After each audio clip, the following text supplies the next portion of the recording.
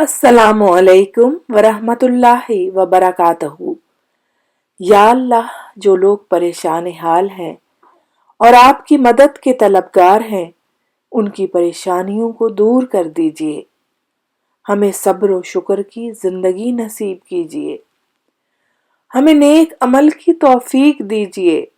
बहुत खुश इखलाक और बेहतरीन मुसलमान बनाइए। ए रब, हमारी औलादों को हमारा मता और फरमाबरदार बना दे।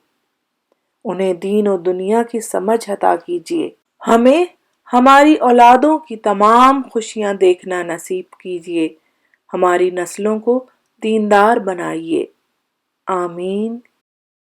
हर इंसान की जिंदगी में एक ऐसा हमदर्द जरूर होना चाहिए कि जब वो दुनिया से, ताल्लुकात से, मामलात से थक जाए, तब उस हमदर्द के पास चंद लम्हे बैठ सके, जहां उसे कोई खौफ न हो, जहां उसे खुलूस, मोहब्बत, मान और इज्जत बगैर किसी गर्ज के मिले, जहां यकीन हो कि यहाँ कही गई बात, हर दर्द बस यहीं रह जाएगा और हर दर्द की दवा भी मिल जाएगी।